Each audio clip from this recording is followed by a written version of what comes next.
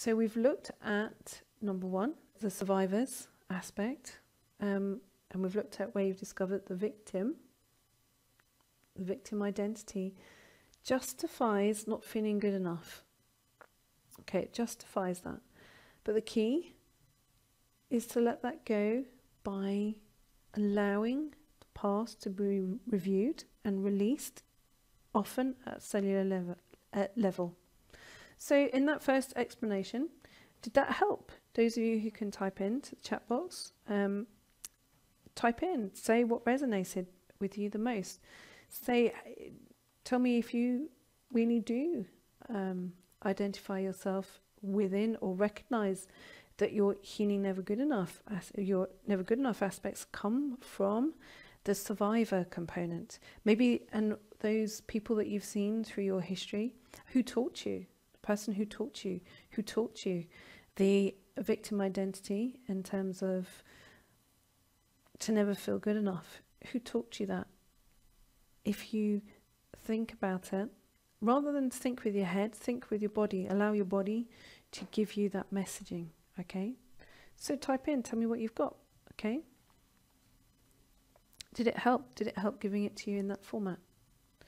Okay, so now we're going to have a look at the second reason, okay, that never good enough manifests.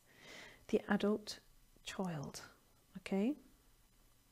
So what is the adult child? Okay, well, the adult child happens when the emotions were trapped as a child and could not mature.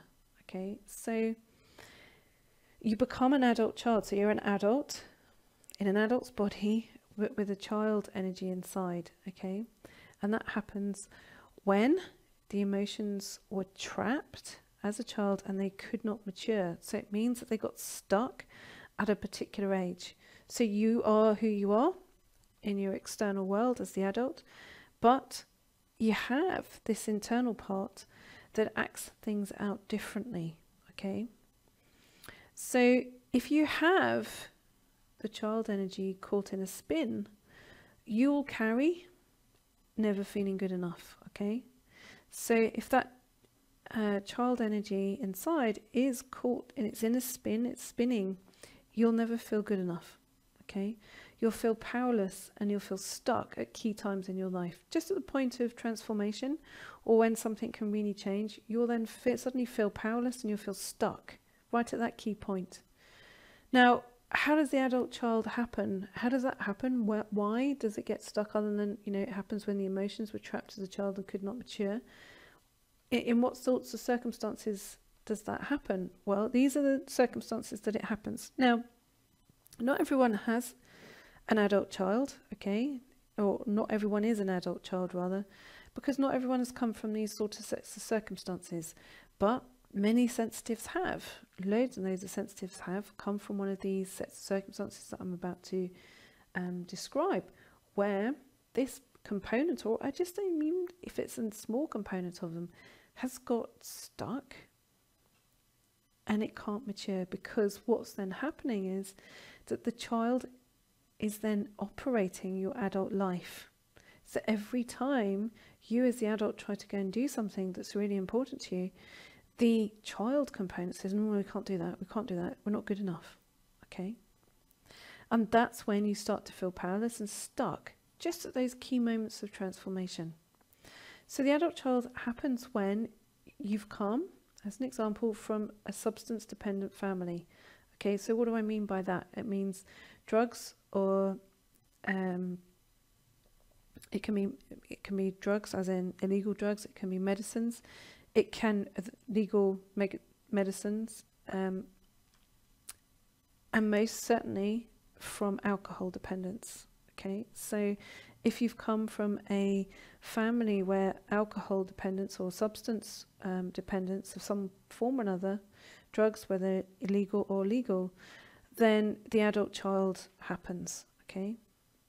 Or one of your parents in your, or one or both, in your growing up experience had a mental health issue that was significant. So let's say, even if you think, well, did they or didn't they, it was kind of undiagnosed, well, as it was, you know, not so long in the past, in the not so distant past, is that these things were not looked at, were not reviewed, were not seen.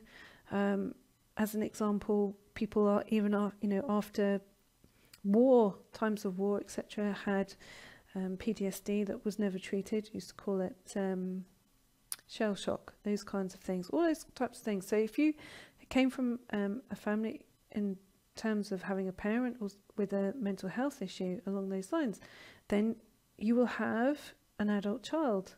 You will be an adult child inside when aspects of your emotions have been trapped as a child and they could not mature.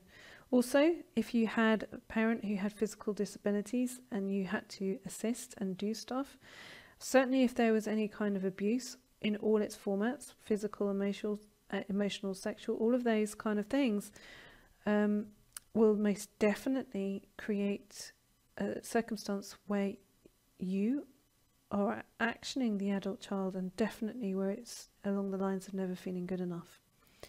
Or as a child, one of your parents died. Okay, that again creates an adult child. The energy gets stuck, the child gets stuck, and it cannot mature because it gets stuck at that time of trauma.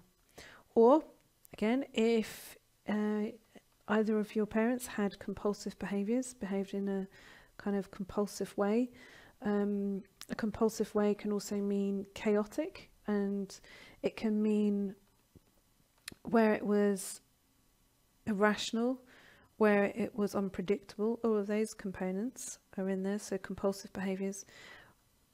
If your parents divorced, and if you come from a very large family, okay, I do a lot of work in Ireland. I'm in Ireland a lot, and you know, people come from in that part of the world very clearly come from exceptionally large families through the generations. Not so much now, but certainly, you know, you may well think, well, actually, my parents came from a very large family. Well, they will be an adult child, okay? They will definitely have that component because they wouldn't have been able to have the time assigned to them where their internal world was able to mature. So where does feeling never good enough live in an adult child? Where does it actually live in an adult child? So where does that come into it? Where it lives is in the role that you play. Okay, so I'm about to show you 4 different roles. Okay, now this is where you go, oh, actually I need to concentrate, because you need to actually identify which is the role that you play. Okay, because that will have an impact on how you process feeling never good enough. Okay, so the first one, hero child. Da, da, da. So the hero child is usually the oldest one.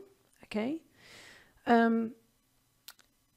what happens is that you've grown up assuming roles and responsibilities that if you're an adult child, that the parent they didn't do. So it's one of those scenarios where you grew up before your time. So if you think, oh yeah, well, I grew up before my time, I didn't really feel, you know, I had responsibilities, all this kind of thing, it's likely that you're a hero child. You were a hero child. So a hero child tries to solve the family problems whilst ignoring their own needs. Okay, they try to solve things in terms of the family issues, but absolutely ignoring their own needs at the same time. So the trouble is, and this is the issue, and this is where feeling never good enough comes from, if your adult child is the hero child, is that that hero child couldn't solve them. Okay, there was no way it was going to be able to solve the family issues, the family problems, because it was only a child. Okay, it was only a child, so it couldn't solve those problems, those dynamics, or making sure everything was running smoothly and taking on those roles and responsibilities that actually were not theirs to take on. Okay, they couldn't solve the issues, they couldn't solve the problem. Why? Because they were only a child. So what happens is the child self feels never good enough, okay, because it feels it can never solve anything, okay. It hasn't matured, it can't solve anything, it can't finalize, it can't figure it, it can't see it right the way through. So what happens if you're a hero child? Okay, so if the role that you play is the hero child, that's where the the adult child is stuck. What happens? Well, the hero child becomes hardworking adult, and they're serious. The hero child becomes quite serious, have difficulty playing, allowing themselves to play, to have any kind of playtime, to feel desperately guilty and pressured. If you allow yourself any playtime, anything that is away from working or doing something constructive. And even when the hero child is successful, what they feel inside is inadequate and guilty, okay? So the default setting becomes this pressure, this guilt, and you think, well, why am I feeling guilty? And never good enough, feeling that it can never quite measure up, can never quite feel satisfied, can never quite do it. And what happens is burnout happens, okay? So burnout happens later in life through incessant do-gooding from the word go, okay? So have a think. If you know that you have the adult child energy very active in your life, are you this first role? Are you the hero child? And then we've got the second one, okay? So as you can see, we have a goat here with a scapegoat on his party hat. So the scapegoat is often, not always, not always in this particular order, but often it happens in this order. The scapegoat is often the second child, gets into trouble, okay, takes the problem off the parent and takes the problems in the family. So it takes the problem off the parent and the problems off the family, because they become the scapegoat. They become the person to focus all of the issues on, to say, oh, well, actually, we've got this wayward person who does this. Maybe you're that one. You're this, oh, I don't know what to do with them. Oh, they're far too sensitive. Oh, they're far too this, far too that. They don't seem to want to do anything with their life. They want to don't want to take up a proper job, or whatever it is, the words that are used. So what the scapegoat has done has actually taken the pressure off the problems in the family, okay, because they become the focus. And the scapegoat is aware of their anger, okay, so the scapegoat is actually aware of their anger. They can be really quite angry and is rebellious, okay. They don't want to do what they're told. They don't want to follow rules. This is where you then start to see this component of the self where you go, whoa, I don't want to follow these rules. I want to be rebellious. I want to go against what everybody else is telling me. Okay? The scapegoat is in touch with their feelings, but they find it difficult to adjust to society. Okay, so they find it difficult to adjust to rules.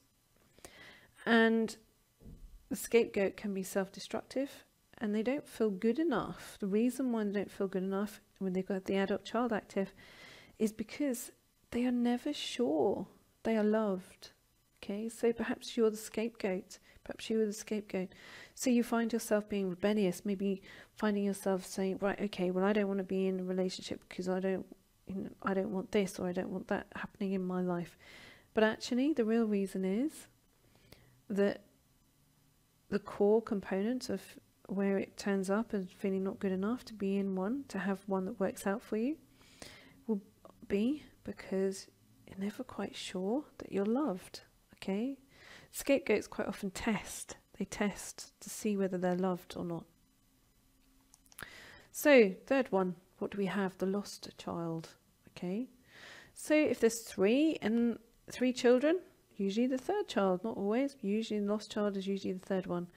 What do? Well, they go along with things. Okay, they just go along with things. Just go, da, da, da, da, just go along with things. And they, as a child, withdrew into their room. Okay, they feel they're quiet. Quite often, the lost child is quiet and overlooked. So if in your environment you feel, yeah, actually, I get to feel overlooked quite a lot. Maybe your adult child is the lost child. So what happens as adults, they feel they don't have any control over their life. Okay, so this is where feeling never good enough kind of sits. You feel as they don't have any actual control over your life. There is this feeling, often the lost child is shy, withdrawn and passive in relationships. They're not active in relationships, they're passive in them. The lost child can often find themselves feeling lonely, but remain isolated. Okay, so they're lonely, but then kind of seek to create this feeling of isolation. And often the lost child will turn to food to offset an emotional void. Okay, so they'll use a lot of emotional eating. Often the lost child will do this. And the feeling never good enough energy is there because they're not sure that they exist. Okay, there's this kind of, do I exist? They feel ignored. At core level, the lost child will feel ignored. So their trigger point says, for feeling never good enough, is it will come into question where they don't feel seen, they don't feel valued, and they feel ignored. Now, number 4. This is the mascot or the placator. Yeah, absolutely. If it's a big family and there's four children in it, then often the mascot, the placator, is number 4. Or actually, the mascot or placator can show up in in terms of the birth order. So what do? Well, they please everyone and they keep them happy. So the mascot does, yeah, I'm going to keep everyone happy, please everybody, then everyone's going to be happy if I please everybody. So quite often they're the center of attention in terms of the joker. They're the person who, kind of jokes around to dissolve tension, to dissolve tension, family tensions, all of those kind of things. That's how they operate. As adults, the mascot or the placator is very sensitive to the feelings of others, very much the caregivers, and often too tolerant of others' behaviour. Okay, and they often don't feel good enough because their health lets them down. The mascot often feels that their health is the thing that kind of becomes the focus and lets them down. Mascots divert the family attention from the real problem. Okay, that's what they do. They are masters of that. They divert the family attention, so the attention from the actual real issue. Okay, they divert it and they take on the responsibility of diverting that by pleasing everybody and keeping everybody happy. So, which one are you? Okay, so type into the box, those of you who can, circle members, which one you are. Okay, and I will be able to see what you say. I will be able to see, this is live, so I can then see what you say. So stop typing in which ones are you, what have we got the most of. So remember to focus on your one, not somebody else's. Okay, so if you're going, well, which one am I? Which one am I? Oh, I don't know.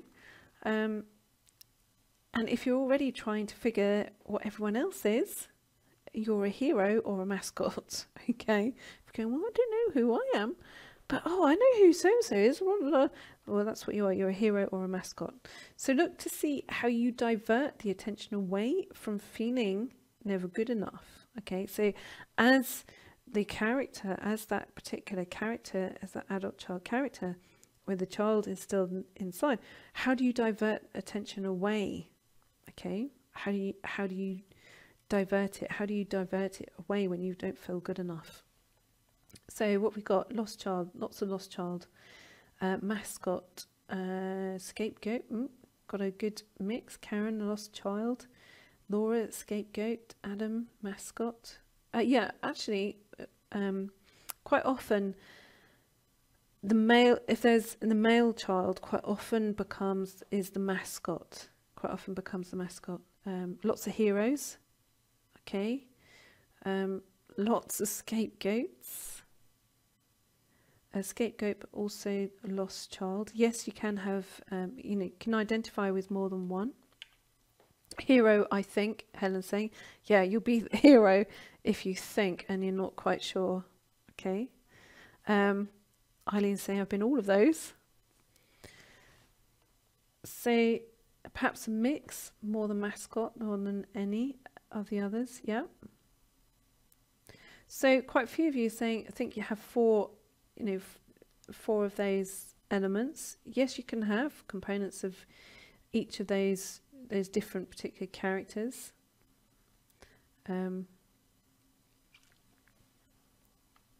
Okay, so interesting. Brigitte saying combination of scapegoat and a lost child. However, I was not the third child. Can I still be the lost child? Yes. Most certainly, if you can be a lost child, anyone can be. In the birth order can be a lost child, especially if there was a lot of things going on in your early life experience that were a distraction in the family. Maybe lots of other things going on, and you didn't feel that you were focused on. Okay, that you didn't feel that there was enough attention or where there was a focus. Absolutely, you can be that. So tip number 2 to healing never good enough. As the adult child, what is it? How do you begin to heal this? Well, you acknowledge what the child is saying. Okay, you spend your life ignoring it as you felt ignored. Okay, that's what you do. If you felt ignored, so imagine that you're the lost child. Okay, you felt, well, there wasn't enough going on here where I felt that I was recognized, or if you were a scapegoat and you were ignored through being the problem. Okay, so we've got this problem child and all this kind of stuff. You were the problem, so to speak. So you were ignored because you weren't seen, because you felt you weren't seen. So all of these components, whether you're any of these, whether you're the hero, whether you're lost, whether you're a mascot, whether you're a scapegoat, all of those are that each one of them has components of feeling ignored. Okay, so what happens as the adult, you then become conditioned almost to ignore that child that's still talking to you. Okay, or it's still trying to be heard, still trying to be recognized, and it can't mature. So this part of your inner world can't mature until it's acknowledged. Okay, so acknowledge what the child is saying, because you spend your life ignoring it as you felt ignored. So acknowledge what it's saying to you rather than see it as an irritant. Okay, if you find yourself irritated by, as a lot of adult children do, find themselves irritated by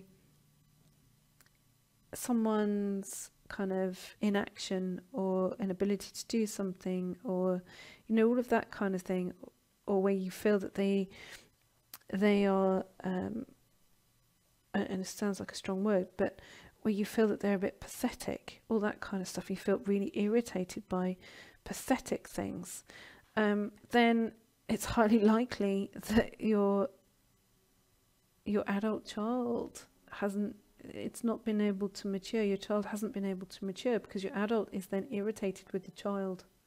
Okay, so acknowledge what it's saying to you rather than see it as this kind of irritant who only talks to you when you don't feel good enough. Okay, so it talks to you very, very clearly when you don't feel good enough. It is the voice of I don't feel good enough. Where you have one of these child things, components, these characters, these roles as part of your framework, when you come into a part of your life which feels unfamiliar to that child, whether it's the hero, the lost, the mascot, the scapegoat, what you'll do is you will immediately skip into you don't feel good enough. Okay, it will just shut you down, go, well, no, not doing that, don't feel good enough. So again, we haven't got time to go through it now, but again, module 2 of Healing Never Good Enough covers it. You'll discover your inner child in terms of its communication style, because each one will have a different communication style.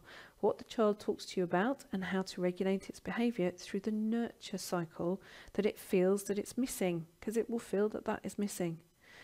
Okay, so once it becomes well adjusted, so once the child component, so the character becomes well adjusted, it no longer acts out as the adult child because the child feels safe. Okay, it then feels safe. It doesn't need to act that out. So then, feeling never good enough from this angle doesn't become an issue. Okay, because the child will then communicate, and it will feel enough because it will feel heard. It won't feel ignored anymore. Okay, so now we move on to the big saboteur.